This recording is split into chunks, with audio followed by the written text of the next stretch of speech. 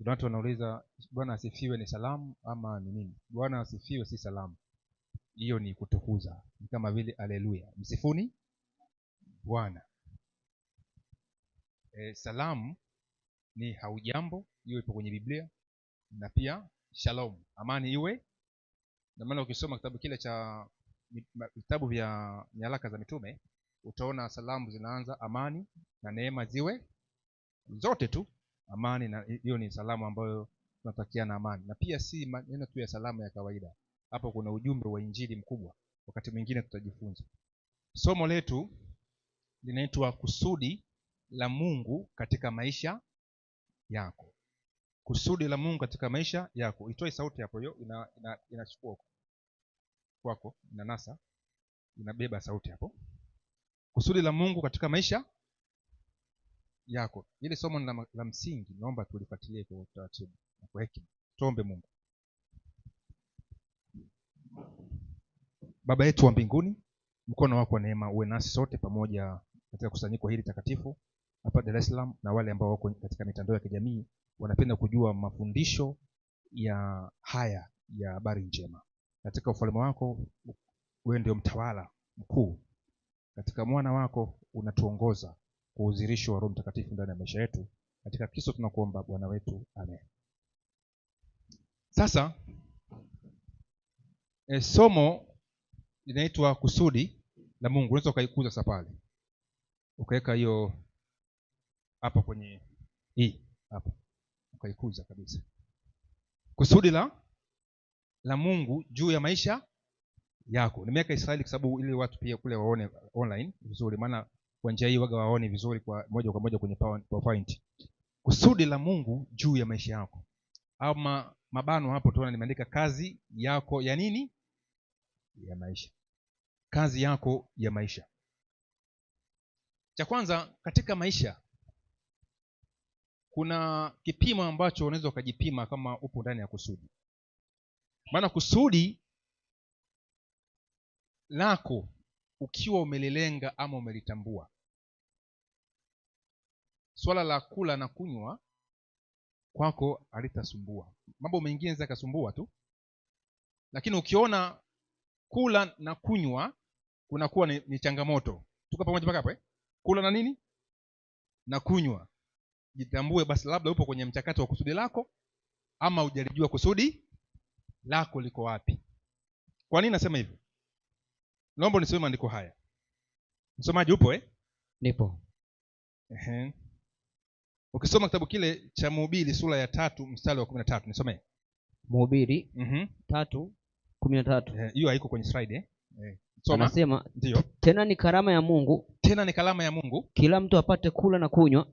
Kila mtu afanyeje? Apate kula na kunywa. Apate kula na kunywa. Na kujiburudisha kwa mema. Na kujiburudisha kwa mema. Katika kazi yake yote. Katika kazi yake yote. Na maandiko yanasema katika somo nasema kazi yako ya maisha, si ndio? Kwa kazi yako ya maisha ndio inakupa kula na nini? Na kunywa. Na kunywa. Mara nyingi tunakuja hapa kujifunza masomo mengi tu ya hiyo fundamental principle. Yale mafundisho ambayo kweli yatatuokoa. Ni kweli, lazima tuyashike tuokoe. Lakini pia katika safari yetu sisi lazima tujue katika safari kazi yako ni ipi. Bwana asifiwe. Hivi si wote tunatafuta kazi? Ndio. Hata unaosoma tunatafuta kula na kunywa? Ndio. Eti vitaris. Kwani ukisoma alafu mwisho wa siku upate kula na kunywa, hiyo kazi ni nini? Maana mwanadamu apiti chochote zaidi ya kula na nini? Na kunywa. Uongo kweli? Hata kwenye misiba wengi tunaenda kwa sababu ya kula na nini? Na naoga najiuliza maswali mengi, kwa nini tunampa mfiwa shida? Yaani wafio wanatafuta ng'ombe wa kulisha msiba, mbuzi, mchele, wanahangaika sana. Sasa nikajifunza watu weusi tunapenda kula na nini? Hata kwenye harusi zetu tunachanga pesa ili tukale. Kama ukisikia kuna mchango wa kumchangia bwana harusi na bibi harusi, tunawapa watu waondoke zao na kuhakikishia huo mchango utakao utatimilike. Sasa tusimweze point yetu. Hebu nisome Mhubiri 9:7. Mhubiri 9:7. Anasema hivi. Ndio. wewe nenda zako, wewe nenda zako. ule chakula chako kwa furaha, unywe mvinyo wako kwa moyo wa kuchangamka, Ndio. kwa kuwa Mungu amekwisha kuzikubali kazi zako. Kwa kuwa Mungu amekwisha kuzikubali kazi zako. Kumbe kazi yako inakupa kufanyaje? Kula na kunywa. Kula na nini? Na kunywa. Na kujiburudisha. Bwana asifiwe. Amen. We kama kazi yako haikupi burudani, na leo kuna watu wanakuwa Wakristo lakini hawataki kujifurahisha. Kujifurahisha si dhambi. Tuko pamoja mpaka hapa? Ila kuvuka mpaka wa kujifurahisha nje ya neno la Mwenyezi Mungu ndio makosa. Lakini kujifurahisha kwa kazi yako, ndio maana katika Taurati utaona kuna ile zaka ya pili.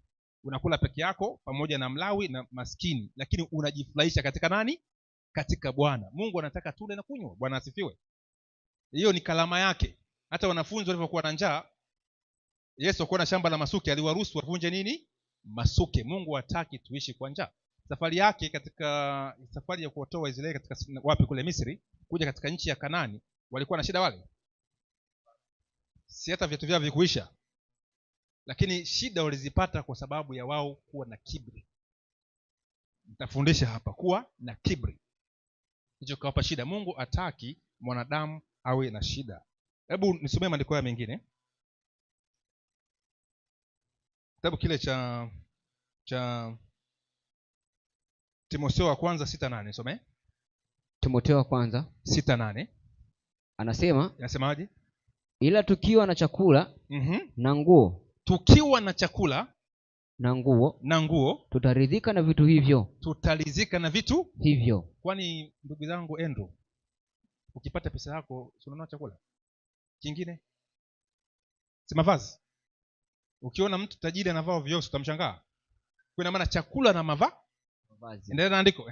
Anasema ndio. Lakini hao watakao kuwa na mali huanguka katika majaribu na tanzi na tamaa nyingi zisizo na maana zenye kudhuru ziwatosazo wanadamu katika upotevu na uharibifu. Anasema maana shina moja la mabaya ya kila namna ni kupenda fedha. Shina lote la mabaya ya kila namna ni kupenda nini? Fedha. Ambayo wengine hali wakitamani hiyo wamefarakana na imani. Wengine wakitaka hiyo wanafarakana na nini? Na imani. Sasa kumbe ukiona leo tuna dunia ina vurugu nyingi sana. Vurugu nyingi sana. Ujue kwamba watu hawatembei katika makusudi yao. Kama tungetembea na makusudi yetu, usingekuwa na dhuluma. Sababu kila mtu angelizika na kile ambacho anafanyaje? Anakipata. Sasa leo tunavuka makusudi yetu, sasa tunaenda kinyume cha utaratibu wa Mungu. Ndio tunaua ili tupate nini? Pesa, mali. Tuenda kwa mganga tupate nini? Mali. Mpaka unamtoa mama yako kafara ama kijana wako kafara kwa ajili ya mali. Sasa ukiona mtu anafanya hivyo, ujue hayupo ndani ya kusudi, analazimisha. Na ukishalazimisha jambo, kamwe hauwezi kuwa na furaha. Hata leo tu kuna watu wanalazimisha mapenzi. Mnawasikia? Mtu ampendi anamlazimisha kwa pesa ama kumshawishi kwa vinginevyo. Mwisho wa siku anayeumia nani? Anayelazimisha au anayelazimishwa? Anayelazimisha. Kuna kazi tunazolazimisha katika maisha yetu lakini hazitupi matokeo mema. Huenda unapata pesa ya kutosha, Mungu anakubariki, lakini unakuta una maisha magumu ya kifikra. Sasa naomba unisikize kwa makini. Lakini point kubwa ninachokitaka nini? Nataka ndani na yule ambaye anatusikiliza, kila mmoja atembee kwa kujitambua kusudi lake. Yaani uwe na kazi yako ya maisha. Mungu amempa kila mtu kazi ya nini? Ya maisha. Na leo taifa lingetambua hili jambo, leo tusingekuwa na vijana wengi wanatembea na vyeti. Tafuta nini? Kazi. Sasa kama unatafuta kazi na umeenda shule, ina maana ile shule haitoshelezi kupata nini? Kazi. Kwa hiyo inatakiwa kila kisomo kikupe kitu.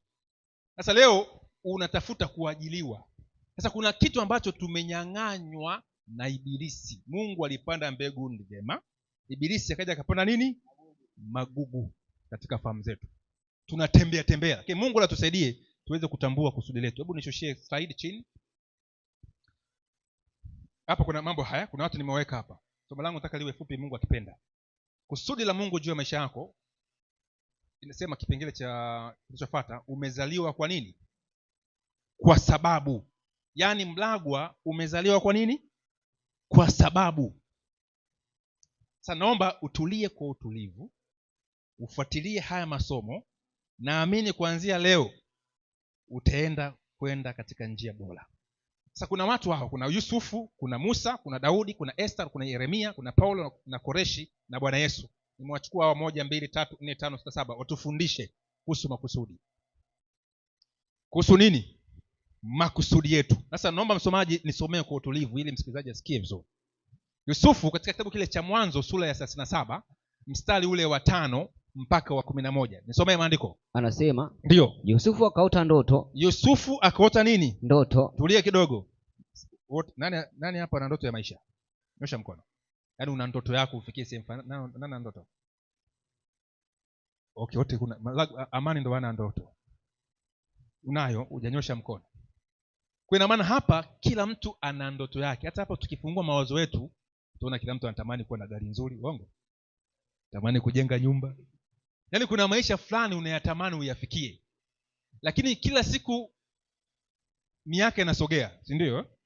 Unayaona kwa watu wengine, kwako unaona ukavu tu na machungu. Mpaka unajiuliza maswali, mbona naomba sana lakini sieleweki. Sasa tuje mbona unazunguka sana? Utako nikiwa kama naongea waziwazi utabonyeza ile mara mbili. Okay, sawa, asante. Sasa ipanue zaidi hapo hapo. Yaani iweke tu hii slide iwe peke yake. Hapo hapo. Bwana asifiwe. Amen. Kwa ukifungua kule kwenye Biblia Nuru ya Dunia au katika channel zetu utakuta inakuwa hivyo. Nimeweka hivyo. Sasa umesoma Mwanzo, endelea. Anasema, ndio, Yusufu akaota ndoto. Ndio. Akawapa ndugu zake habari. Nao wakazidi kumchukia. Wakazidi kufanyaje? Kumchukia. Akamwambia, tafadhalini sikieni ndoto hii niliyoyota. Tazama, sisi tulikuwa tukifunga miganda shambani. Kumbe mganda wangu ukaondoka ukasimama, na tazama miganda yenu ikazunguka ikainama mbele ya mganda wangu. Ndugu zake wakamwambia, je, kweli wewe utatumiliki sisi? Je, wewe utatumiliki sisi? Nawe utatutawala sisi? Wakazidi kumchukia. Wakazidi kufanyaje? Kumchukia. Tulia kidogo rafiki zangu. Unajua kuna Yusufu anawafunulia ndugu zake ndoto si njema kabisa. Ndio. Lakini wakafanyaje? Wakamchukia. Hivi unafahamu kuna mtu unamwambia rafiki yako jambo lako jema na kuchukia? Ndio. Ni wachache sana ambao wana moyo wa kukuombea ufanikiwe. Tuko pamoja mpaka hapo Kabisa. Nao ni watu wenye baraka katika maisha yao. Yaani yeye ana moyo kufanyaje? Wa kukuombea uweze kufanyaje? Kufanikiwa. Sasa Yusufu anawapa taarifa ya ndoto zake. Nilimkuta jambo. Si alienda Misri? Ndio. Lakini pia katika hali hiyo walisukuma ndoto zake ila kwa shida sana. Tuko pamoja? Endelea na andiko. Nawe utatutawala sisi? Ndio, utatawala sisi. Wakazidi kumchukia kwa ajili ya ndoto yake. Ndio. Na kwa maneno yake. Akaota tena ndoto nyingine. Akawaambia ndugu zake akasema, angalieni, nimeota ndoto nyingine. Na tazama, jua na mwezi na nyota 11 zikaniinamia. Akawaambia baba yake na ndugu zake. Baba yake akamkemea akamwambia, ni ndoto gani hii uliota? Je, mimi na mama yako na ndugu zako tutakuja tukusujudie hata nchi? Ndugu zake wakamhusudu. Bali baba yake akalihifadhi neno hili. Lakini baba yake akalihifadhi neno hili. Bwana asifiwe. Wazazi hasa wale ambao si wachawi, mara nyingi wanatamani mtoto wake afanyeje? Afanikiwe. Wanasema mtoto mpumbavu ni huzuni kwa nani? Kwa babaye. Na ni mzigo kwa nani? Kwa mamaye. Wewe hapa wamama pia muangalie rafiki zangu. Wamama leo mna mizigo nyumbani ya kutosha. Lakini ukifuatilia utakuta msababishi wa hiyo mizigo ni mama nini? Mwenyewe. Ukisoma Tito sura ya 2 ile inaelezea kazi ya mama mzee, namna ya kutunza watoto wake, hasa watoto wa kike. Maana kama vile alivyo mama ndivyo alivyo nani? Binti yake. Kwa ukiangalia wewe mama unapaswa kuwa sura ya nani? Ya binti yako. Kwa wababa wengi katika familia wanakuta wana njozi ya mtoto wao awe katika hali fulani. Kule kwetu ukifikia miaka 18 unafukuzwa nyumbani, yaani kama ueleweki. Ila siku hizi kidogo imekuwa tofauti, sababu elimu zimekuwa, vidato vimekuwa vingi, mpaka form 4 mpaka form 6 mtu anakaa mpaka miaka 25 Lakini zamani unakaa pale unakuangalia unasema naye takiwa kubaki hapa ni mtu huyu mmoja, ni kijana wa mwisho tu alee baba na mama, ila wote tokeni mkatafute chochote kile, kwa tunafukuzwa. Sasa point inayokuja, wazazi wengi kwa sababu ya hasa wanaume, kwa sababu ile power ya kiume na utisho, mara nyingi watoto wanashindwa kuelewa. Lakini kwa sababu na leo pia wababa tumekuwa ndo kizazi cha Gen Z, akieleweki. Tuko pamoja mpaka hapo akieleweki. Kwa tutegemea kwamba kizazi kinachozaliwa kwa leo akitatembea katika makusudi itakuwa ni kizazi kiharibifu sana. Ila kwa sababu leo kuna neno la Mungu, kuna Biblia, kuna kanisa ambalo linafundisha ukweli, basi kizazi chetu hapa ndani kitaenda kuokoka. Bwana asifiwe. Na tushikamane katika hilo. Sasa Yusufu akawaambia wazazi wake na ndugu zake ndoto zake. Ikamkuta jambo zito. Jambo zito. Je, nikuambia habari njema. Kwa nini pia tufanikiwe sana? Ile mipango ambayo unakuta umeitengeneza. Tuko pamoja? Umetengeneza? Usiizungumze nini? Ovyo ovyo. Tuko pamoja mpaka hapo Usizungumze nini? Kuna watu wana kielele tu. Kashapata afanya interview kidogo pale, kaanza nini? Kelele. Kapata mtaji kidogo, kaanza nini? Kelele. Hivi ujiona leo urafiki unaharibika kwa sababu ya wewe umefanikiwa? Ni ukweli uongo? Urafiki unafanyaje? Undugu unafanyaje? Kumbuka hawa na watoto wa Yakobo, undugu wao ulipotea kwa sababu tu waliona ndoto ya nani? Ya Yusufu. Mwani niwaambia ndugu zangu, nikiwa mdogo, mimi nitakuja kutembea sana nchi na nje ya nchi. Sababu uko wakitembea, ukija Dar es Salaam, mimi sipo Dar es Salaam, hicho unanisimulia mambo ya wapi? Dar es Salaam. Nasikia uchungu sana. Wewe umekaa tu unapiga jembe, sababu nilikuwa kidogo mamnifu kwa kufanya kazi za nyumbani. Baba kwa ananipendea kwa mamnifu sana kufanya kazi na juhudi. Sasa wananisimulia mimi sisafiri, baba ameniweka hapo kama Yusufu hivi. Sasa wananimiza moyo. Siku kwenye mbele tuko kwenye tunakula chakula, nikasema mimi nitakuja kutembea kuliko nini? Wote.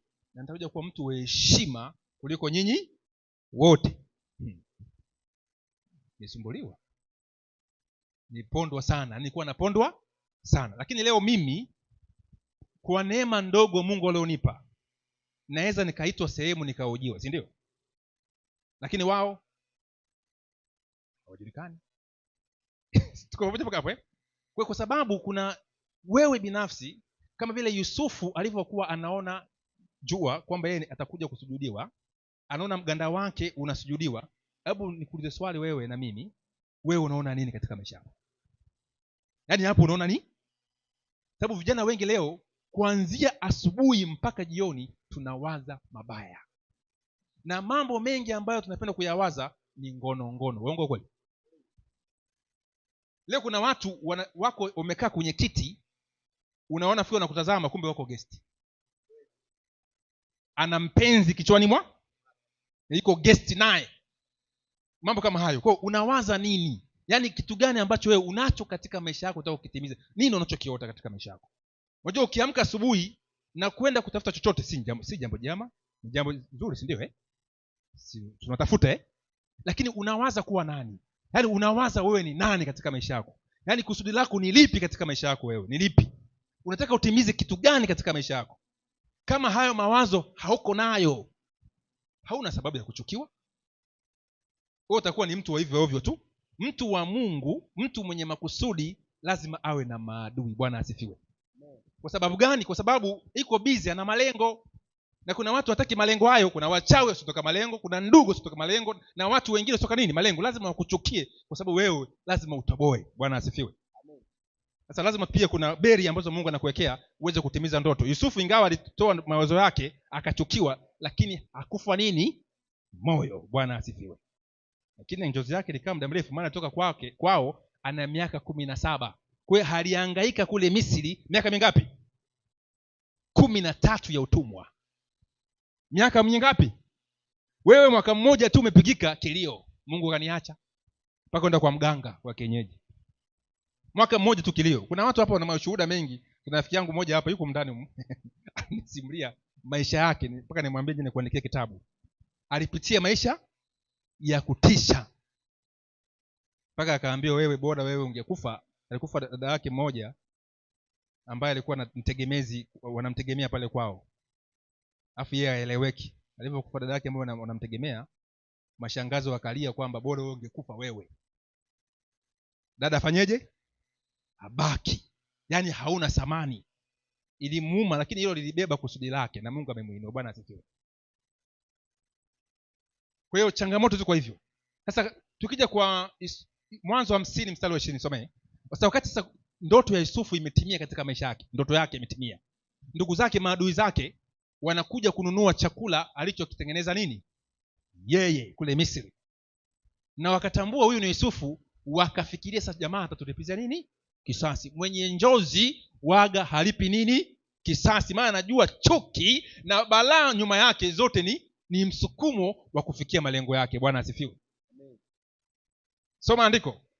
Nanyi kweli mlikusudia mabaya. Na kweli mlikusudia mabaya, bali Mungu aliyakusudia kuwa mema. Lakini Mungu aliyakusudia kuwa mema, ili itokee kuokoka taifa kubwa kama ilivyo leo. Ndio. Basi sasa msiogope. Sasa msiogope. Mimi nitawalisha na watoto wenu. Mimi nitawalisha na watoto wenu. Akawafariji na kusema nao vyema. Bwana asifi. Kumbe ukiwa njozi ikitimia unatakiwa ufanyeje? Uwalishe, uwatendee wengine nini? Mema na uwalishe na uwafariji.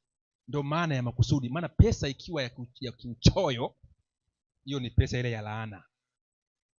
Pesa ambayo imetafutwa kwa njozi ya Mungu, kwa ndoto, ni baraka kwa watu wengine. Sasa naomba tuje kwa Musa. Hapa tuanze kwa haraka tu. Musa, kumbuka alizaliwa katika nchi ya Misri, na kidogo wakati ule anazaliwa, Farao alikuwa anaua watoto wa kiume wa nini? Wa Israeli, ili kuondoa kile kizazi. Lakini Mungu akafanya muujiza, Musa akakulia katika jumba la nini? La kifalme la Farao. Yaani yule ambaye ni mwokozi wa Israeli, Farao anawinda kuangamiza nje, anakulia ndani ya jumba. Bwana asifiwe. Njozi ya Mungu haianguki. Haleluya. Yaani mara nyingi njozi ya Mungu haianguki, lakini inaweza ikaangushwa na wewe mwenyewe. Na nitakupa mfano watu walioangusha njozi ya Mungu. Mungu aliwachagua, lakini wakafanyaje? Wakajiangusha katika njozi zao. Na wengi leo tumejiangusha. Mungu ametuchagua, lakini tumejiangusha. Musa akakuwa ndani ya jumba la Farao. Yaani Farao anatuma majeshi, angamiza vijana wote wa Misri. Na ukisoma kwenye Vatican Prophet, shetani alitambua kabisa kuna mwokozi atafanyaje? Atazaliwa ndani ya Israeli. Lakini shetani anatoka kwenda kuangamiza kule. Wewe uko wapi?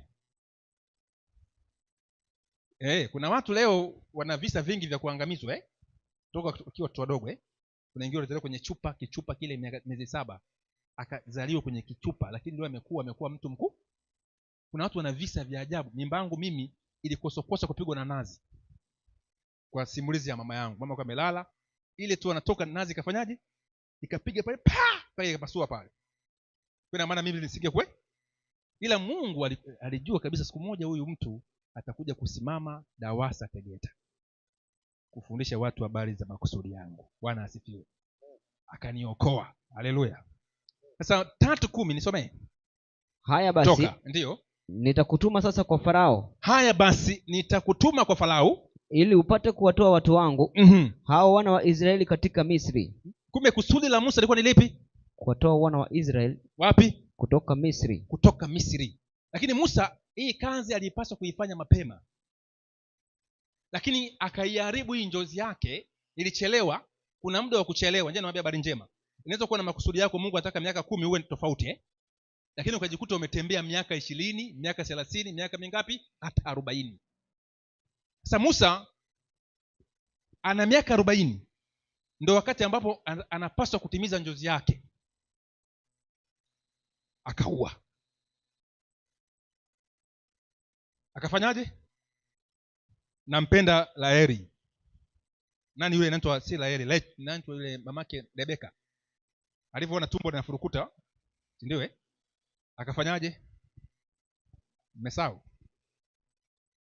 tumbo wakati ana mimba, Rebeka mke wa Isaka, tumbo linafurukuta sana, alifanyaje?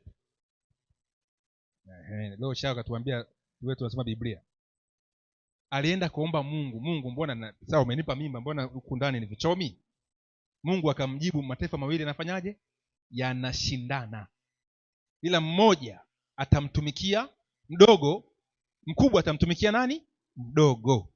Kwa hiyo Rebeka anazaa watoto wake, anajua Yakobo atakuwa mkuu kuliko nani? Esau. Bwana asifiwe. Wamao simejifunza hapo. Lazima upige maombi, ujue haka katoto nako kazaa kana makusudi gani? Kusudi lake ni lipi? Si kulisha ugali tu na maharage na kunyonyesha. Leo vijana wengi tunataabika mtaani kwa sababu wazazi wetu hawakutuandaa. Bwana asifiwe. Wenyewe walijua kutuandaa sisi ni kutupeleka katika primary school, form 1 mpaka chuo. Alafu wanatuambia ulisi ni nini? Ni elimu. Sasa niambie leo ni wangapi hawajaajiriwa? Tumekuwa mizigo katika manyumba ya familia zetu. Kwa hiyo wazazi hawaja play part kujua kusudi la mtoto. Lazima upige magoti kwamba huyu mtoto ana kusudi lipi mbele za Mungu ili nimweke katika njia hiyo. Na kama leo wazazi tuko ndani tunazaa tu, unafikiri kwamba kuwapa chakula na mavazi umemaliza? Tuna kazi ya kufanya kwa watoto wetu, kujua makusudi yao, hasa wa mama. Bwana asifiwe. Usikae unanuna tu unamuonea mwanaume tu. Tuko pamoja mpaka hapo Angalia huyo mtoto wako, inawezekana akawa baraka ya familia yako kama Yusufu wakati wa njaa mtoto wake hakawa baraka katika familia nzima. Jamani, tuko vizuri? Tuko pamoja Sasa Musa kusudi lake ni moja tu kwa Mungu, akawakomboe wana wa nini? Lakini kule akaua, akakimbia Midian. Miaka mingapi? Nimesahau. Miaka 40 mingine. Akawa mchunga kondoo za baba mkwe. Leo tunasemaga watu wakikuta mtu ameoa analishwa ukweni, waka tunamsemaje? Hata mama unakuwa una wasiwasi na mtoto wako, si ndio? Yaani hivi ukiwa ukweni una sauti, unaweza ukamkulemea mke wako. Kwa hiyo Musa alikuwa na wakati mgumu, anachunga kondoo za baba mkwe. Unajua maandiko tuyasome kwa kutafakari pia Yaani usisome tu, wewe vaa soksi. Huyu jamaa alikuwa anaishiji kwa baba mkwe, anamka asubuhi anapita na ng'ombe zake. Huenda Musa alikuwa anakaa sana polini kwa sababu nyumbani unamwangaliaje baba mkwe? Alafu hata ule nguvu ya kuchinja kondoo ule unaogopa. Inabidi ule mboga mboga tu. Miaka 40 akachunga kondoo mpaka akasahau makusudi. Ndipo Mungu, kwa sababu alikuwa anamlilia Mungu akamkumbusha nini? Kusudi. Sasa nenda shuka wapi? Misri. Hapo Musa akapata kazi ya maisha. Musa akatukuka. Maandiko yanasema kwamba akawa mkuu kuliko watu wote wa wakati ule. Mpaka sababu mkwe anakuja anakuta Musa na jopo kubwa la watu 2,000,000. Bwana asifiwe. Sasa hapo anataka kutoa ushauri. Musa utachoka sasa. Panga watu wakuu wa 10,000 wa 100,000. Lakini wakati huo hakuweza. Alikuwa anaambia wewe, hizi kondoo mbona zinaumwa? Mbona zijakata manyoya? Lakini huwezi kuwa na heshima katika ulimwengu huu kama huna kazi ya maisha. Bwana asifiwe. Kama huwezi tena watu wananizalau. Hizo zalau zipokee ili usonge nini? Maana Waswahili wanasema hivi, mkono mtupu lazima uwe na kitu. Hata Musa ingawa alikuwa kule amepigika kule jangwani, Mungu akamwambia una nini mkononi? Alikuwa na nini? Na fimbo. Hiyo Mungu akaitumia. Una nini? Usilaumu watu. Mtu anataka kukusaidia. Haya, wewe umesoma nini? Una kitu gani mkononi mwako? Una kipaji gani? Unasaidika vipi? Lazima utafute kitu katika maisha yako. Bwana asifiwe. Ili uwe mlango wa kukusaidia. Hata leo kuna watu wanang'ania kwa uhubiri, ila kama Mungu hajakuita, kama hauna kusudi, utakuwa mhubiri ambaye hata nisiseme. Tuko pamoja Haya. Kwa Musa akapata kazi ya maisha. Daudi, hebu nisomee Samueli wa kwanza 16. 10 anasema. Nasemaje? Yese akapitisha wanawe 7 mbele ya Samueli. Ndio. Samueli akamwambia Yese, Bwana hakuwachagua hawa. Bwana hakuwachagua hawa. Hapo Mungu anatafuta mfalme wa nini? Wa Israeli. Sasa anamtuma nabii Samueli, nenda kwa nyumba ya Yese, nichagulia hapo. Jana nilikuwa naangalia House of David. wiki nzima nilikuwa naangalia House of David, nilikuwa nataka nijifunze maisha ya Daudi. Sasa nataka mtu katika nyumba ya Yese. Sasa leo angalia bwana, familia zetu bwana Mensod, yaani Mungu anakuja anataka mtu kwako, au sio? Hebu Mungu alivuka familia ngapi za Yuda? Zilikuwa ziko nyingi. Akachagua familia nani? Ya Yese. Na ndani ya Yese alikuwa anamtafuta mtu huyu mmoja tu. Si kwamba wale wengine walikuwa na makusudi. Maana wafalme hawezi kuwa wawili katika nchi moja ama watatu. Mfalme ni huyu mmoja tu. Nenda kwa Yese, soma andiko. Kisha Samuel akamwambia Yese, watoto wako wote wapo hapa? Naye akasema, amesalia mdogo wao, na tazama, anachunga kondoo. Basi Samuel akamwambia Yese, tuma watu wamlete, kwa sababu hatutaketi hata atakapokuja huku. Basi akatuma mtu, naye akamleta kwao. Naye alikuwa mwekundu, mwenye macho mazuri, na umbo lake lilikuwa la kupendeza. Bwana akasema, ondoka umtie mafuta, maana huyu ndiye. Bwana anasema ondoka umtie nini? Mafuta, maana huyu ndiye. Kumbuka Yesu alikuwa anamdharau nani? Daudi. Na ukisoma Daudi anaimba Zaburi anasema kwamba yeye anajiita msikwao. Msikwao ni mtu asiyekuwa na nini? Na kwao. Daudi alizaliwa na mama mdogo. Tena ndoa yake, yani alimzaa si kwa ndoa. Maandiko yanasema kwamba mimba yake ilichukuliwa katika nini? Hatia. Na maana ile ndoa yake haikuwa legal, ilikuwa ni illegal. Ndio maana akawa kama wazungu wanaitwa bastard. Akapelekwa chunge nini? Kaa kwa polini. Maana Eliabu Yese akati amekuja nabii hakumkumbuka Daudi. Maana alikuwa ni bastard. Akachukua wale watoto wake wale ambao anaona ni majanti wazuri, kila sema hawa hapa. Yule ambaye akustahili ndio akainuliwa na nani? Bwana asifiwe. Usijizalau.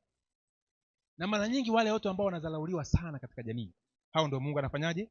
Anawainua sana tu. Na mara nyingi wanakuwa na neema.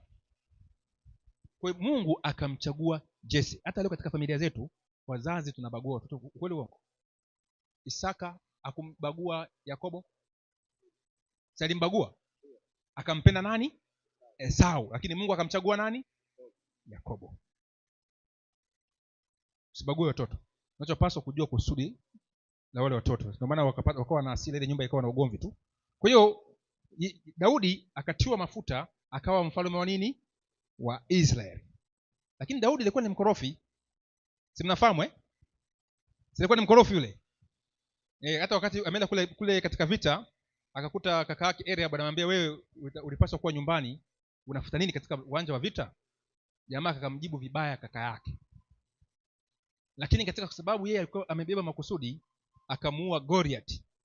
Na Mungu alimuinua kwa makusudi tu, akamtuma Yesu, chukua chabisi na matunda haya peleka kwa ndugu zako katika uwanja wa vita. Wakamkuta Goliath. Akamuua Goliath. Na alivyomuua Goliath ndipo Daudi akatukuka, akaingia katika jumuiya ya kisiasa katika ulimwengu wakati ule. Sasa kwa nini kwa hivyo? Baba tunifundishe kidogo hapo. Ukiwa na kusudi lako walipaswa kukaa wapi?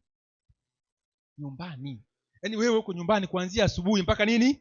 Jioni. Eti unaomba Mungu, unafunga na kuomba, utoki nje. Yaani wewe unaishia kuchungulia dirishani tu urudi ndani. Eti Mungu akuondoe katika maisha uko nayo. Haiwezekani. Omba Mungu, fanyeje? Toka. Bwana asifiwe.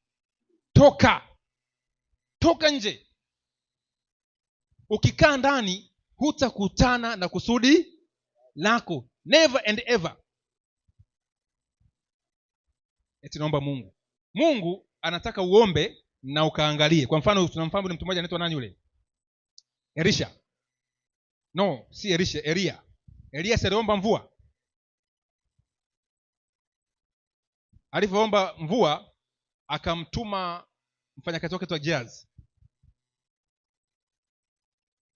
Angalie nini? Wingu. Mara ya kwanza akaenda wingu ya pili alichoka. Mpaka mara ngapi? Mara 7. Akaona kawingu kadogo ndipo akamwambia hiyo ni mvua kubwa, tukimbie.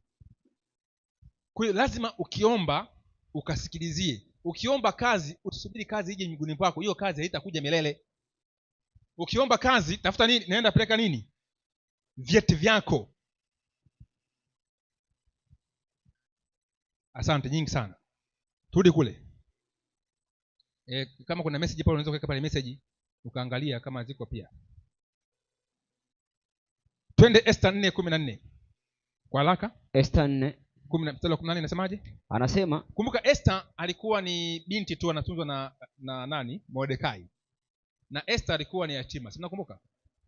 Kumbe yatima si kigezo cha kutokuwa na kusudi. Akatunzwa ndani ya nyumba ya mjomba wake, na hatimaye mjomba wake akapambana na Esther ili atimize makusudi yake. Esther alikuwa ni mrembo. Kwa wakati ule mfalme anatafuta mke wa kuoa, yule mjomba wake akuomba Mungu Esther awe nani? Malkia. Alafu akakaa ndani. Aliomba na akampeleka Esther katika nini? Ulingo. Hivi mnanielewa vizuri? Yaani ndoto, maombi ya kusudi. Unaomba alafu unaingia wapi? Ulingoni. Hebu nisomee 4:14. Anasema Esther kashakuwa malkia. Kwa maana wewe ukinyamaza kabisa wakati huu ndipo kutakapowatokea Wayahudi msaada na wokovu kwa njia nyingine. Ndiyo. Ila wewe utaangamia pamoja na mlango wote wa baba yako. Walakini ni nani ajuaye kama wewe hukujia ufalme kwa ajili ya wakati kama huo? Bwana asifiwe. Kumbe Esther alikuwa malkia kwa sababu ya wakati kama huo. Upi? Kuna shetani alikuwa anapanga kuangamiza nani? Wayahudi. Esther akawa malkia na ikatokea tukio kama hilo. Kwa maana Esther alipandishwa kuwa malkia kwa ajili ya kuokomboa nani? Wana wa Israeli wasiangamizwe. Kumbe leo kwa sababu kuna matukio yako yanatokea mbele yetu, watu wanaumia na kuumizwa. Kumbe wewe ulipaswa kuwa msaada wao, kwa sababu hukujua majilio yako. Uliharibu kusudio lako kwa mambo yasiyofaa ya ajabu. Watu wanaangamia mbele ya macho yako, tena unawaonea huruma au hata unaponda, wazembe hawa. Kumbe wewe ulipaswa kufanyaje? Kuwalinda na kuwasaidia, ila haukujua wakati wako. Kutokujua kazi yako si sababu ya Mungu kukuacha. Mungu amempa kila mtu kazi, na siku ya mwisho atataka uwajibu wa kazi yako. Sio, inaeleweka vizuri? Utatoa hesabu, maana Mungu amekupa. Hata wazazi pia watatoa hesabu kwa kutowalea watoto wao katika njia sahihi katika Kristo, au katika njia ambayo Mungu alikuwa anataka mwenyewe. Sasa turejee katika kitabu kile cha Esther. Tushatoka hapo. Naomba turejee Yeremia 1:4 na 5. Utaangalia uchaguzi wa Mungu haufanyiki mtu anapozaliwa. Uchaguzi wa Mungu unafanyika kabla hujafanyaje? Hujazaliwa. Bwana Wambula, Mungu anajua wewe ni nani. Nikana wewe ni fundi, kumbe unatakiwa wewe mhubiri. Unapiga ufundi utoboi, na unachakata na maushauri mengi. Alafu mfundi mwenzako anafanyaje? Wako wasema jamaa vipi, wewe unamroga. Sababu kulogana si ni wivu. Yeremia 1:4 na mstari wa 5. Neno la Bwana lilinijia kusema, ndiyo, kabla sijakuumba katika tumbo nalikujua. Na kabla hujatoka tumboni nalikutakasa. Ndiyo. Nimekuweka kuwa nabii wa mataifa. Ndipo aliposema, Bwana Mungu, tazama siwezi kusema, maana mimi ni mtoto. Tulia. Kwa hiyo Yeremia alikuwa anasafiri kama sisi, ajue kusudi lake, ila huenda alikuwa ana kitu fulani ambacho Mungu akamkumbusha. Bwana asifiwe. Kwa kabla wewe sijakuumba nilikujua. Kwa halimchagua kuwa nabii wa mataifa. Lakini kusudi ya Yeremia mimi siliombi. Ni zito. Hivyo ushosoma maisha ya Yeremia wewe? Wewe sema mimi ninapigika. Tena omba msamaha kwa Mungu. Yeremia alipigika. Alifungwa kwenye tope, shimo la tope. Akazamishwa paka kwenye kichwa hapa. Huko amefungwa mnyololo. Amekaa kwenye tope muda mrefu. Mkushi mmoja anampa mkate hivi, anamlisha mkate na mti kwenye tope. Amepigwa. Amefungwa mkatale. Unafahamu mkatale? Unafanya mambo mkatale. Unaona, si kamba.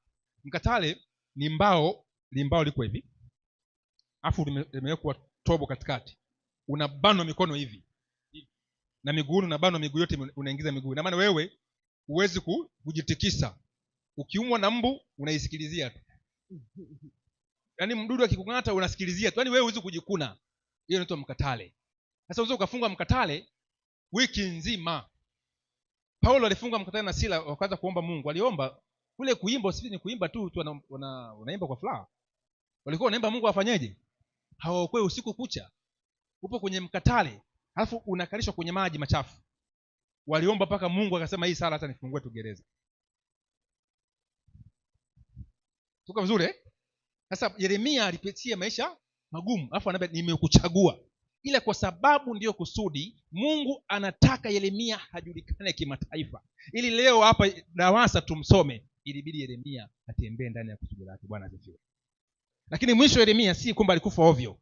Mungu wakati nchi inaingia katika machafuko ya kuvamiwa kijeshi na Nebukadreza, Mungu anamwambia nunua shamba. Yaani leo inatokea vita kubwa, alafu unaambia ununue nini? Alafu unakuja unatuambia bwana nataka nikanunue shamba. Sio nataka tukimbie. Wewe unaenda kununua shamba. Tunaona una wazimu Yaani nchi imeusuliwa na majeshi. Alafu unaongea mambo ya shamba na hati. Hivi inawezekana hiyo?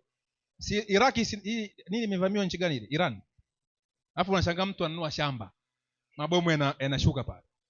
Kwa akanunua shamba, Mungu akamprotect. Sasa Mungu anataka sasa kumpa, alihangaishwa na yule jamaa. Sasa wakati wenyewe wanapata shida, Mungu anampa starehe. Bwana asifiwe. Alafu kule akaja Nebukadreza akatoa order, mpigane na wote, lakini mhifadhi Yeremia. Mhifadhi nani?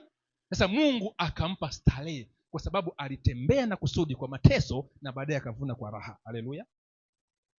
Sio, mnanielewa vizuri? Na machungu mimi. Paulo, Matendo 9:15. Tumia haraka mlango ni mdogo. Matendo 9. Ndio. Matendo 9:15. Paulo tunakumbuka alikuwa ni Farisayo, na alikuwa si Farisayo tu, mtu wa dini, alikuwa pia ni msomi, alikuwa ni doctorate. Alisoma chuo alichosoma Julius yule anaitwa nani? Octavian, yule Kaisari Augusto. Mnamsoma kwenye Biblia? Siku ile amri toka Kaisari nani? Alisoma pale Tarso. Kwa kuna chuo kikubwa ambao wanasoma watoto wa farume na matajiri. Paulo alikuwa na kipaji, akasomea pale Tarso, na baba yake alikuwa si mnyonge, alikuwa ni tajiri. Kwa hiyo jamaa wakamkusudia hawe msomi mkubwa, afanye kazi katika mamlaka kubwa za dunia, na akasomea na dini pia. Lakini kumbe si kusudi lake. Sasa anapewa kusudi lingine. Soma andiko hilo. Anasema ndio Yesu anamwambia Bwana akamwambia, anamwambia Anania nenda tu kwa maana huyu ni chombo kiteule kwangu, alichukue jina langu mbele ya mataifa, na wafalme na wana wa Israeli. Bwana asifiwe. Paulo alikusudia afike kwa nani? Kwa wafalme. Wewe umekusudiwa katika nini? Jina lake lipewa wapi? Chombo changu hivi. Mungu akikwambia wewe chombo changu teule, utakuwa na kiburi lakini nitakiwa unyenyekee. Bwana asifiwe. Amen. Chombo changu kiteule. Kisha Paulo anasemaje katika Wagalatia 1:1? Soma. Paulo mtume si mtume wa wanadamu, ndio, wala kutumwa na mwanadamu, bali na Yesu Kristo, na Mungu Baba aliyemfufua kutoka kwa wafu, na ndugu wote. Imetosha. Kumbe anasema alitengwa na nani? Na Mungu, si ndio? Ndio. Fikiria Paulo alikaa miaka mingi tu, alijua ametengwa na Mungu. Baada ya kujua kusudi lake, ndio akasema kumbe mimi nilitengwa. Kuhubiri nini? Mstari wa 15 13 mpaka 15 anasema ndio, maana mmesikia habari za mwenendo wangu zamani katika dini ya Kiyahudi, ndio, kwamba naliliudhi kanisa la Mungu kupita kiasi. Hapa nayafanya yote hajui kusudi lake. Hata leo kuna watu huko tunaita mashehe sijui huko magaidi, huenda baadaye ukaja kwa ubiri injili na wakamaliza kazi ya nani? Mungu. Sisi tuwaombee. Amen. Kuna watu ni waaminifu kwenye mambo yao ya ovyo. Paulo alikuwa ni mwaminifu katika mambo yao nini? Ya ovyo. Yaani mwambie habari njema. Kama tulishindwa kuwa waaminifu katika mambo ya ovyo, ni ngumu sana kuwa waaminifu katika kazi ya nani? Ya Mungu. Mambo mema. Wanasema kwamba ukishindwa kuwa mwaminifu katika mambo hautakuwa mwaminifu katika mambo makubwa. Yaani rafiki zangu, ile nguvu ambayo umetoka nayo katika uovu ndiyo nguvu hiyo hiyo utakuwa nayo katika nini? Mema. Kwa hiyo ukiona mtu ni mzembe kwenye kazi ya Mungu ujio wako alikuwa nini? Mzembe. Kuna watu walikuwa ni waaminifu hata kwenye guest kashafika kabla ya nini. Mzinzi kweli. Tuko pamoja kabisa. International. Lakini wewe umeishia kutamani tu na jana unaenda. Tuko pamoja paka hapo Sasa walikuwa ni waaminifu katika mambo ya ovyo, lakini walivyogeuzwa unakuwa nini? Petro alikuwa hodari katika uvuvi, uongo kweli? Alivyoingia katika kazi ya Mungu, uvuvi wa watu. Yakobo na Yohana kwetu wana wa ngurumo walikuwa ni watundu, watukutu, watu wenye hasira, mpaka waliomba Yesu ashushe moto wa uangamizo wa Samaria. Lakini huyo Yesu akambadilisha akawa mhubiri wa upendo. Haleluya. Ile nguvu ya hasira ikawa nguvu ya nini? Ya upendo. Ile nguvu yako ya hasira ndio nguvu ya nini? Ya upendo. Kama uchukii mambo maovu, una hasira, huwezi kuyapenda mambo mema. Naeleweka? Tumaliza na andiko. Bado. Ndio. Kwamba naliliudhi kanisa la Mungu kupita kiasi. Nikaliharibu. Nami niliendelea katika dini ya Kiyahudi kuliko wengi waliohirimu zangu katika kabila yangu, nikijitahidi sana katika kuyashika mapokeo ya baba zangu. Lakini Mungu alinitenga tangu tumboni mwa mama yangu. Si maajabu hayo? Kumbe injili ya Paulo alitengwa toka tumboni mama yake. Akaniita kwa neema yake. Alipoona vyema kumdhihirisha mwanawe ndani yangu, ili niwahubiri mataifa habari zake. Mara sikufanya shauri na watu wenye mwili na damu. Hapo akufanya shauri na watu wenye mwili na nini? Na damu. Rafiki yangu, kusudi lako halina kikao. Halina nini? Kusudi lako Mungu amekupa. Usifanye kikao kwenye makusudi yako. Bwana asifiwe. Yaani ukijua wewe uko hivi, songa nini? Ikirudi panja. Wahenga wanasema songa mbele, hacha watu wanene, lakini usonga nini? Mbele. Maana huko kuna jambo kubwa mbele yako. Koreshi alikuwa ni mtu mpagani. Mungu alimtabiri miaka 150 kabla hajazaliwa. Maajabu hayo.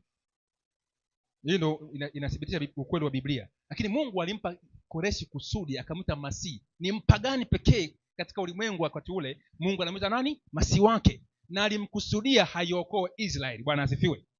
Sasa tusome kwa sababu ya muda. Nisomee Yohana 18 mstari wa 37. Yohana 18. Ndio. Mstari wa 37. Anasema hivi. Ndio. Anasema basi Pilato akamwambia, wewe mfalme basi? Wewe ni mfalme basi? Yesu akajibu, ndio. Wewe wasema. Kwa kuwa mimi ni mfalme. Mimi nimezaliwa kwa ajili ya haya. Mimi nimezaliwa kwa ajili ya haya. Na kwa ajili ya haya mimi nalikuja ulimwenguni. Mimi nimekuja ulimwenguni ili nishuhudie kweli. Kila aliye wa hiyo kweli hunisikia sauti yangu. Inatosha. Kumbe Yesu amezaliwa kuishuhudia nini? Kweli. Kwa maana Yesu katika watu ambao walikuwa waaminifu katika majukumu yake ni Bwana Yesu. Kwa maana alikuwa yuko busy kwenye kushuhudia nini? Kweli. Apotezi muda. Alikuwa akisema anaangalia Yerusalemu, alipita hapa Samaria, lengo lake ende Yerusalemu. Akahubiri Samaria mpaka Wasamaria wakakasirika. Wakamkasirikia, lakini hakujali sababu yeye lengo lake ende wapi? Yerusalemu. Kwa ukiwa na kusudi umelenga wapi? Usiangalie watu wanasema nini. Wewe unalenga wapi? Bwana asifiwe. Watajua mbele ya safari. Sasa tushuke chini kidogo mtumishi. Tufanye conclusion kidogo. Naomba nisome maelezo haya ambayo nimeandaa. Na ile somo pia nimetuma katika grupu la Dar es Salaam Church, nimetuma pale, mtu akajisomea. Haya sio maswala ya pweke, lakini yaliandikwa kwa kusudi la kutuonyesha sisi kwamba Mungu anatawala katika ulimwengu. Ni kweli kwa wanadamu wote kama ilivyokuwa kwa Wathesalonike kwamba Mungu amewachagua tangu mwanzo wapate wokovu katika kutakaswa na Roho na kuiamini kweli. Hebu nisome Wathesalonike wa pili 2:13 kwamba wote tumechaguliwa na nani? Ili huu ni uchaguzi wa watu wote. Mungu ametuchagua tupate nini? Wokovu. Kando ile kazi ya maisha, kila mmoja amechaguliwa kupata wokovu. Lakini hapo wengi leo tunauza uzaliwa wetu wa nini? Wa kwanza. Tunauza makusudi yetu. Soma andiko. Lakini imetupasa sisi kumshukuru Mungu ndio siku zote kwa ajili yenu, ndugu mliopendwa na Bwana, ndio kwa kuwa Mungu amewachagua tangu mwanzo. Mungu amewachagua tangu mwanzo mpate wokovu katika kutakaswa na Roho. Tosha. Kwa hiyo Mungu ametuchagua toka mwanzo tupate nini? Wokovu. Ni jukumu la kila mmoja kufanya imara kuitwa kwake na uteule wake, na yeye anayetaka watu wote waokolewe na kufikia ujuzi wa ile kweli. Timotheo wa kwanza 2:3 mpaka mstari wa 4. Pia amempa kila mtu kazi yake. Marko 13:34. Soma.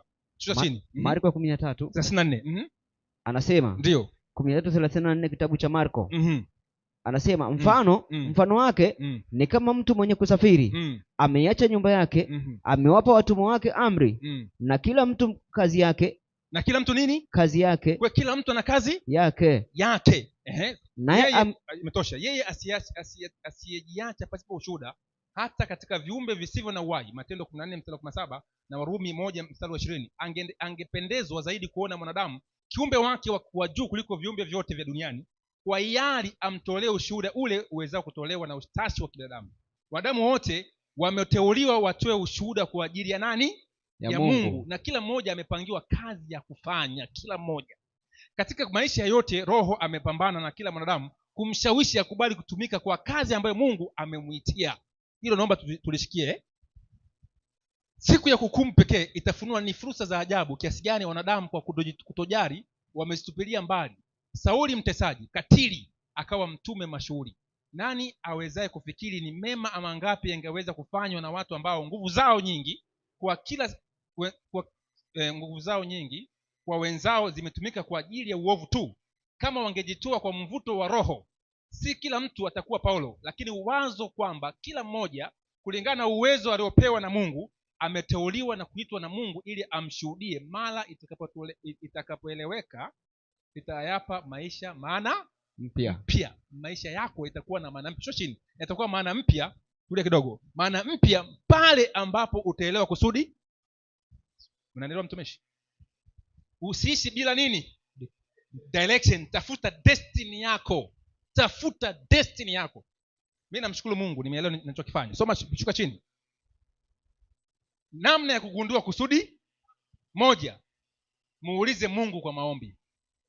Muulize Mungu kwa nini? Kwa maombi. Yabesi alizaliwa katika familia maskini, akamuomba Mungu. Mungu akafunua kumbe kusudi la Yabesi awe tajiri, na akawa tajiri katika eneo lake. Aliyekuumba ndiye anayejua kusudi lako. Yeremia 33:3. Niite nami nitakujibu au nitakuitikia. Omba kwa kusudi lako. Yaani usiende kwa Mungu ukaomba tu. Eti leo maombi yetu ni kubariki ugali tu. Na kuomba wakati wa kulala na kuamka. Yaani hofu. Usiku unaogopa kutonyogo kunyingwa na mapepo, unaomba usinyigwe. Lakini jua likipambazuka unaomba wewe. Huyo unaishia mitini. Unaogopa giza tu. Haya. 2, angalia kipawa chako cha nini? Cha asili. Kuna vitu unafanya kwa urahisi kuliko wengine. Labda kufundisha, kuongoza, kuandika, kuponya, biashara, ubunifu, kuhamasisha. Mara nyingi destiny huanzia kwenye gift. Warumi 12:6. Tuna karama mbalimbali. Ukiona kitu gani ambacho wewe Mesodi au Vitaris ndugu yangu, nini kinakusukuma? Skipo. Yaani kuna kitu kinakusukuma? Yaani na hicho waga unakiua. Kama kinakusukuma na ukijari, mwisho kinafanyaje? Kinapotea. Iza kwenye kalama za roho ama kipaji cha kuzaliwa. 2, 3. Angalia ni nini kinakugusa moyo. Utakujua destiny yako. Nini kinagusa moyoni? Yaani unaguswa na nini? Michomo. Haya, hapa ni jambo gani unalosikia mzigo wa kubadilisha? Hapa umaskini, si ndio? Vijana kupotea, injili, haki, elimu, familia. Yaani kuna kitu nataka niwe mwingie sema natamani niwe nasaidia tuko pamoja. Inasukuma, anasikia maumivu watu wakiwa na shida. Mtu huyo akiomba Mungu anampa pesa. Bwana asifiwe. Tuko pamoja mpaka hapo Wengine tunatamani kusaidia lakini una roho. Ukitoa mtu anasaidia, hapiti akiona jambo baya na shida wenzake na shika wenzake, waga anaumi. Ukiona wewe unapita sana, ujue wewe si wa mtu anakuambia mambo ya huzuni hata usikitiki. Wewe unatakiwa uwe tu askari. Sasa 4, angalia mlango unaofanyaje? Unaofunguka. Mungu huonyesha destiny kupitia opportunity. nafasi ya kazi, fursa ya huduma ya watu, yaani nafasi gani inafunguka katika maisha yako. Angalia. 5, angalia vita unavyovipitia. Wakati mwingine sehemu unayoshambuliwa sana ndiyo eneo la nini?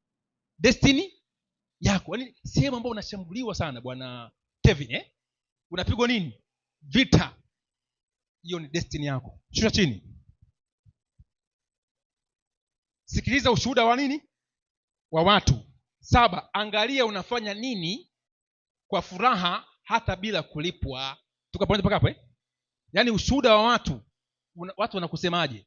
Pia angalia unafanya. Leo kuna watu wanaitwa wachungaji lakini hajaje kuteuliwa kwa mchungaji. Wangu kweli? Unafanya nini kwa wakati kwa furaha hata bila kulipwa? Ukiona leo pia unaitwa msela muuni, mambo vipi? Ujue wewe una mambo ya kiuniuni. Uwezi uitwa muuni kama wewe sio nini? 8, jifunze historia yako. Baadhi ya mateso yako yanaweza kukuandaa kwa huduma yako. Uliumizwa, unaweza kuponywa wengine. Ulianguka, unaweza kuinua nini? Wengine. Soma historia yako. Tenga muda wa ukimya. Bwana asifiwe. Lazima hapa, kama hatuna muda wa ukimya tumekwisha. Leo tumefungwa na mambo tu ya hauna muda wa kurelax. Tuko pamoja utafakari. Lakini si kwamba kama una kusudi la huko uwe huko. Tuko pamoja mpaka hapo Na kuna wengine ni watu wa habari, unaweza kaa huko, na vingine hivyo mchambuzi, mwandishi wa habari ukaa huko. Lakini sasa unaenda kule, wewe una cha kufanya? Wewe ni kuperuzi tu, unaangalia vitu vya ajabu. Kila kitu wewe unaangalia ovyo ovyo tu. 10, anza nini? Usitaki tu kuanza kuwa mkubwa ghafla. Anza kidogo. Destiny haiji kama movie. Inakuja kidogo. Daudi alisumbuka miaka mingi sana. Yusufu miaka mingi sana. Mimi naishia hapa. Hebu shua kidogo hapa mtumishi. Mchana nitakuja kueleza, tutaanzia hapa, sawa? Mambo yanaweza kuharibu nini? Destiny yako. Tuna muda mwingi. Mambo ambayo yanaweza kuharibu destiny yako. Tutakaa hapo tujifunze, alafu tuulizane maswali, tuojiane, tuombe Mungu. Bwana asifiwe. Hilo ndio swala la msingi tuangalie katika maisha yetu. Baada ya kusema hayo, mimi niwakaribishe kuomba. Hebu weka tu kule kwenye message tuangalie. Hapa. Huko hapa.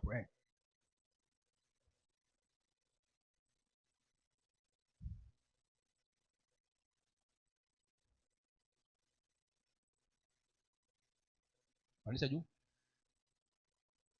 Okay, wote ni baraka, si ndio? Basi tuombe Mungu. Baba yetu wa mbinguni, katika jina la Yesu, tumejifunza habari ya destiny. Mpango wako kwa kila mmoja wetu. Tumejigundua kabisa sisi hatustahili. Tumekanyaga mpango wetu ambao umetupa. Lakini mchana wa leo ukatufungue akili zetu. Tunaporejea mchana, ukatuongoze katika makusudi tena. Tujifunze ule usia wako. Tujue na nafasi yetu na maeneo yetu ya kazi, ili tukakutukuze katika eneo hilo. Kwa jina la Yesu, tunapotawanyika katika shughuli zingine za chakula na mengineyo, pia mkono wako uwe nasi. Bariki ambao umetembea katika kufanya kazi yako kule Kigamboni na kwenda Morogoro na sehemu tofauti. Mkono wako uwe pamoja nao. Na wageni wetu waliokuja mahali hapa, kawabariki. Hata kuna wagonjwa pia, kwa jina la Yesu tunaomba kafungue pale ambapo Bwana pamefungwa katika malazi, pakawe wazi, na hatimaye ukapate muonjo wa uwepo wako na nguvu zako katika maisha yao. Tunaombea chakula cha kimwili ambacho kiko mbele yetu, tunakipokea kwa shukrani kwa jina la Yesu Bwana wetu. Amen. Mungu na wabariki.